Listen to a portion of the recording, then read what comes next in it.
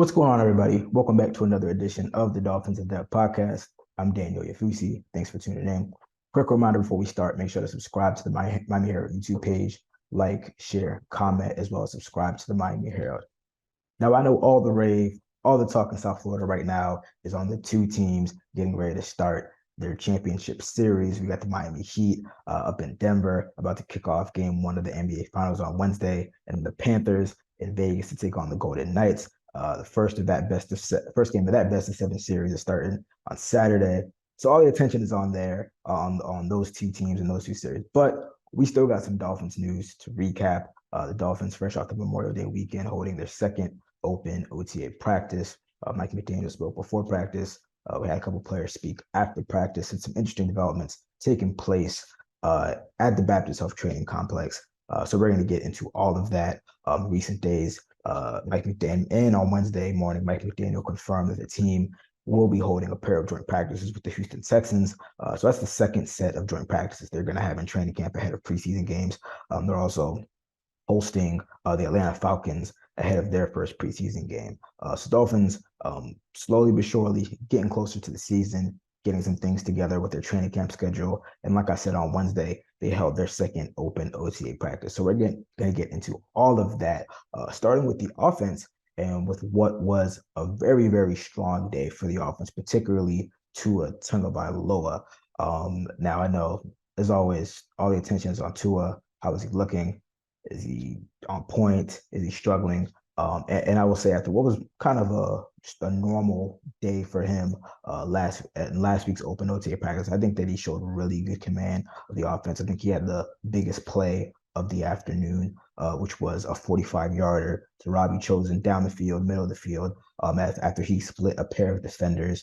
But again, overall, I thought it was a very, very strong day for him. I never want to make too much of OTA practices, but I did think that it was a day where he showed great command of the offense, not a lot of passes, hitting the ground in team drills. And that's definitely what you want to see from somebody who's entering their fourth year, second year in the system, just having a real confidence in it. And particularly without Tyreek Hill. Now, again, these practices are all voluntary sessions until we get to mandatory minicamp and training camp. So you never want to make a big deal about who's there and who's not. But I kind of made an offhand comment during practice that I think that Tyreek Hill not being in attendance might honestly be a good thing for Tua and this offense because, they were so dependent on him last year. And we know that Tyreek is going to be a big part of this offense. And as well as Jalen Waddle, but I think it's important for him to build rapport with some of the returning guys as well as the newcomers, particularly guys that are competing for that number 3 wide receiver spot, that being Robbie Chosen, Eric Ezukama, Cedric Wilson, River Craycraft, Braxton Berrios.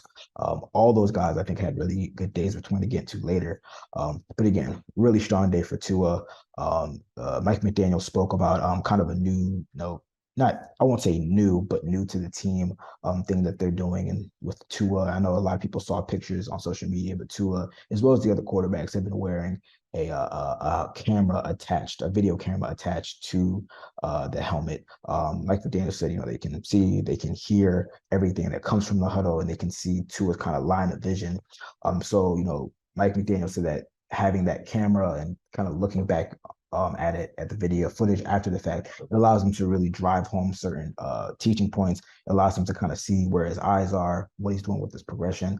I think it's going to be interesting. We haven't heard from Tua yet, but it is going to be interesting to hear kind of what Tua has learned from, having that extra footage. Because, you have the all 22, but this is an opportunity to really see things from his perspective. So it's kind of like an extra pair of eyes for Tua.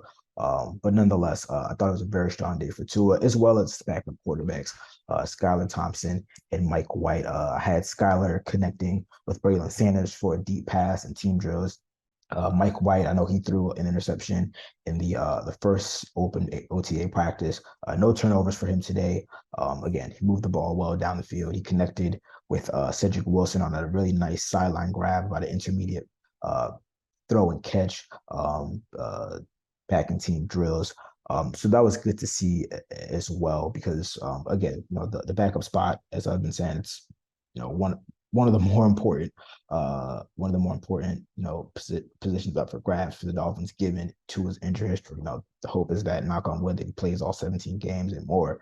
But if not, they really need capable and steady backup play if one of those guys is gone into action. So definitely a good sign to see both of them showing, proficient command of the offense as well. And as I alluded to before, the wide receiver 3 battle is really heating up. Again, with Tyreek Hill not at the 2 open OTA practice voluntary sessions, it's been a real opportunity for pretty much the others to step up. Jalen Waddle. He had a really active day early in team drills. He had a nice leaping or kind of extension grab, jumping up and getting a grab over the middle of the field. But again, it's a real opportunity for one of those other guys to step up. And we've seen through 2 OTA practices that, multiple guys, it seems, can get the job done. As I said before, Cedric Wilson, Braylon Sanders, who was a practice squad guy, but he was called up a couple of times. He made some plays as well. Not kind of more of a quiet day from Eric Ezukanma. Didn't really see him much in team drills, but as I said before, Robbie Chosen, Braxton Berrios, all those guys making plays. And it was interesting to hear Cedric Wilson speak after practice, and this was probably the first time since late in the season that we've spoken to him, and just did some trade rumors and whatnot.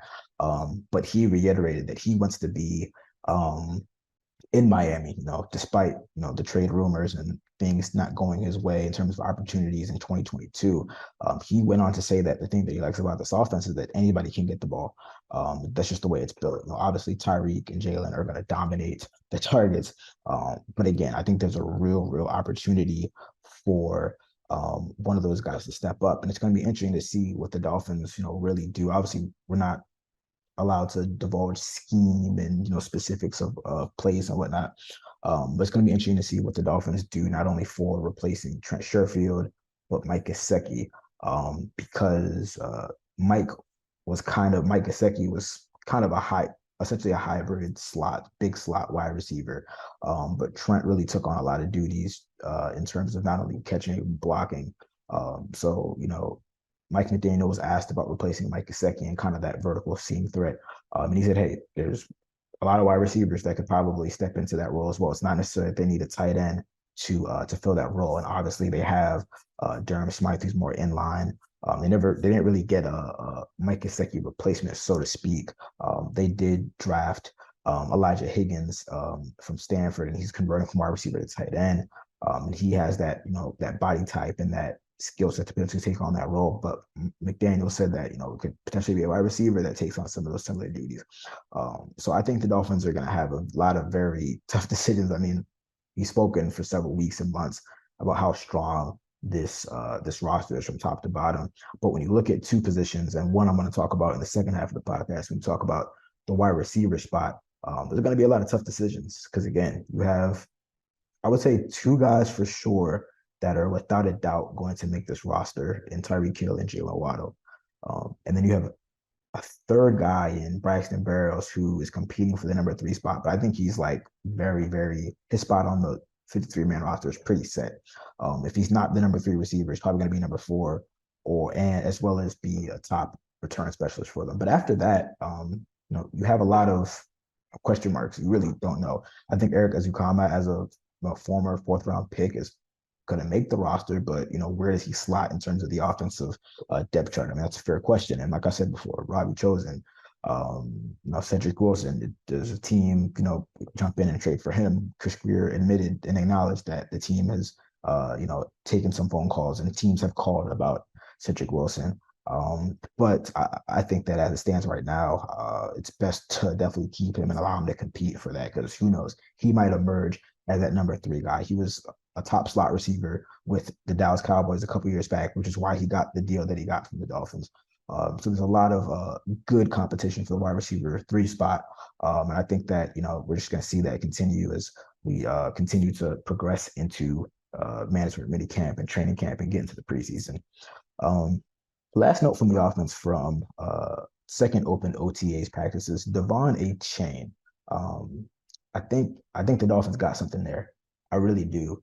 3rd round pick, fastest running back in the draft class. We spoke last week about the impact he's making in the passing game. Didn't catch as many passes or wasn't targeted as much in this second open OTA practice, but he's still, the Dolphins are finding ways to get the ball in his hands. And if the first two practices are any indication, that's going to be a staple of the offense, that they're going to find ways to get the ball in his hands. He got past the defense for a long grab across the sideline today. And again, can't divulge too much into scheme. But Mike McDaniel is going to be creative in terms of getting the ball in the hands of this guy. He's made a really strong impression on media, the coaches, and his teammates. Tyreek Hill and Jalen Waddle, I believe they were down in Texas for Tyreek Hill's camp. I know he's having like a speed camp or something like that. And he's been doing that in some different spots across the country. They were in Texas last weekend, I believe, when they had rave reviews about Devon Achane. And again, second OTA practice where he's making plays.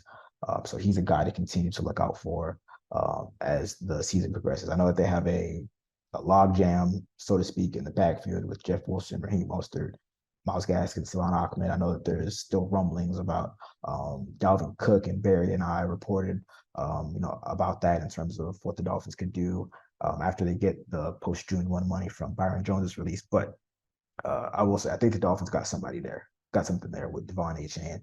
And he's going to be a very, very key part of this offense if the first two practices are any indication. And they're just two practices. I could be wrong.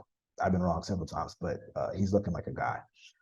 So just quick hidden notes and thoughts on the offense from second open OTA practice.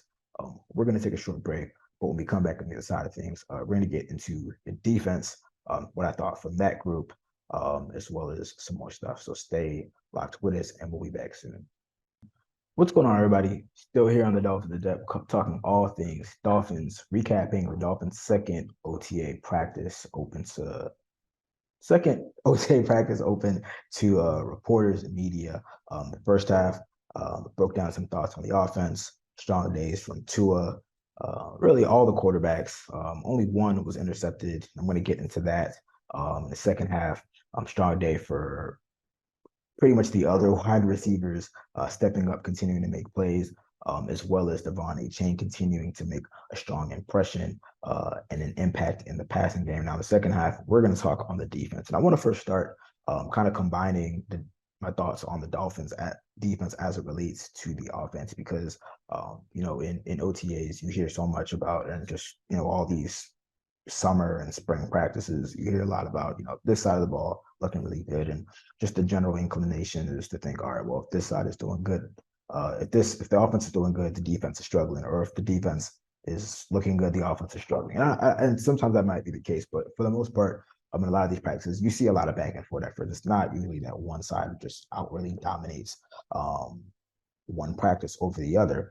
And I say that because, again, I was mentioning in the first half how there are multiple times where the offense connected on deep passes, beating the defense. Yes. But you always put it into kind of proper context. And I will say, I didn't mention it in the first half, but I will mention it now. No Xavier Howard, no Jalen Ramsey in team drills. Didn't see them at the second open OTA practice.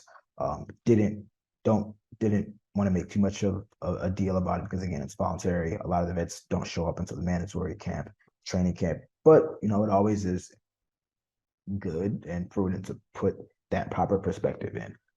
However, I will say again, while the defense did allow some deep passes overall, and not speaking just to this practice or the practice we watched last week, but just from what we know about defensive coordinator Vic Fangio's scheme, it's a defense that is built to force offenses to work their way methodically down the field, and kind of trick them into making mistakes and being overtly aggressive, because we know in the NFL it's all about the offense, it's all about the big plays. So it's this defense, I should say, is predicated and built around limiting the big plays. So outside of those two deep passes, I thought it was a very good day for the defense. They didn't really allow too much. They forced the quarterbacks to get to the check down. And I'll say that's kind of a win-win if you think about it. Because if, the coverage on the back end and the pass rush is sound enough that you're forcing quarterbacks to kind of get to the outlets, dump it down to the running backs or tight end, whoever is kind of underneath, I think that's a win as long as you rally to the ball and prevent yards after catch. So it's good for the defense. It's also good for the offense because you're not forcing anything. I mean, you don't want to do that. You don't want to get to a position where you're throwing the ball into tight windows and getting pass breakups or potential turnovers and interceptions and whatnot. So I thought there were a lot of kind of win-wins, or if you really want to side it one way, kind of wins for the defense. And kind of a big macro perspective and outlook on the impact of Vic Fangio on this defense, I think it's actually going to be beneficial for the offense in the long run. I think that we saw the second half of the season and kind of that last month, we saw Tua and the offense struggle with these types of defense that are playing kind of the two high cover shells. And, they got two safeties deep. They're dropping guys into coverage and not really rushing a lot, and kind of forcing those tough window throws. We saw Tua kind of struggle with that at times. And I think that these several months of offseason practice and training camp practices are actually going to be beneficial and kind of like I said, rewiring and reprogramming the thought process of the offense because they were so successful targeting, pushing the ball downfield, pushing the ball in the intermediate areas of the field, pushing the ball 10 to 15 yards and over between the hashes, between the numbers. Like that was like, there was a time like that's all the offense did. And while it was very successful, I think that we saw that when they struggled against the 49ers and the Chargers and some other teams, we saw they didn't really have like the correct counters and kind of the wrinkles in the offense to get past that. I mentioned it in a story last week. How can the Dolphins offense improve? And I think part of that is building off of what they did in 2022, but also adding wrinkles to stymie and to work around the ways the defenses are going to try to stop them. And I think that targeting the short part of the field, particularly the short middle part of the field, is going to be very beneficial. That's why I think Devon Achane could have such a big impact because running routes out of the backfield and whatnot. I think that's an area that he could take advantage of, catch the ball and get yards after catch. This defense, a lot of times, the defense that the Dolphins are going to be facing, every day in training camp and whatnot, they're going to force them to target that part of the field because they're not going to allow them to get past them, and they're going to put a lot of guys in zone coverages. So again, I think from a macro perspective, I think this is kind of one of those kind of sneaky storylines and things that you might not think of on the surface, but it's like, all right, Dolphins are going to, and Tua specifically is going up against a defense that is giving them troubles. And not only, this past season, but in years past. So, finding different counters for that defense, I think it's going to be very beneficial once they get into real games against, live opponents in the regular season. Because again, teams are going to be watching that film in the last half of the season. They're going to see the ways that teams shut down the Dolphins offense. And, they might not replicate it, but they're going to take part of that game plan and try to use it against them. So I think this is very beneficial. And these are very key practices, not only for what the offense can do as in a vacuum, but because of the defense that they're playing. But that's just kind of my big picture thoughts on the defense and what it can do for the offense. Getting specific to what we saw Wednesday, just a couple hours ago, recording straight coming back from the Dolphins practice facility. I really want to harp on the competition at cornerback because I think that, as I said before, there's going to be a lot of competition at wide receiver, but a lot of competition at cornerback. Again, no Jalen Ramsey, no Xavier Howard today. So an opportunity for a lot of the younger guys to come in, get some snaps, and make plays. And I'll say one of them, actually multiple guys made plays, but the one interception, the one turnover, actually came from Noah Igbenogany, 7-on-7s, undercutting a route thrown by James Blackman and picking it off. Likely pick six, but 7-on-7s, plays dead. After that, Cam Smith, second round rookie, the Dolphins' top draft pick in this I guess last month or so's draft, 2 months ago's draft. He undercut a route, had a pass breakup. Kidder Cole getting some snaps and getting some good reps. Again, a lot of competition at cornerback. And if you're the Dolphins, this is what you want to see, especially after a season in which the position was decimated. Again, you look at the depth chart of the roster right now, there might be some tough decisions in terms of cornerbacks. I mean, the Dolphins, honestly probably have more cornerbacks than they can roster as it stands. Because like I said, you have two guys who are for sure going to make the roster. I mean, two for sure starters in Jalen Ramsey and Xavier Howard. And then you have Cam Smith, who as a second round pick is going to make the roster. Kader Kohu, who was a starter this previous season, he's going to have a role. So you have four guys right there, four cornerbacks that are for sure going to make the roster. And then you're kind of getting into some guys who are kind of up in there. You have some guys that are returning from injuries. You have some guys who are, former top draft picks and Noah Iguodala, like, the Dolphins declined his fifth year option. So there's kind of some questions around him. They can, in theory, cut him, and they have to take on a little bit of a dead cap charge. So that's going to be very interesting. But again, you have Nick Needham, who's coming off the Achilles, hasn't practiced yet. Sher Williams coming off the ACL, hasn't practiced yet. And then you have some just special team standouts who the Dolphins are going to keep certain guys just because of what they can do on special teams. So Justin Bethel, Keon Cross, and you would think that guys like that have a really strong chance to make the roster. But as it stands, I mean, just counting, you have 1, 2, 3, 4, 5, 6, 7, 8, 9. I would say 9 guys that are legitimately competing for roster spots, or not roster spots, but 9 guys in the mix for roster spots. And among those, again, as I said before, you have guys that are for sure going to make the roster.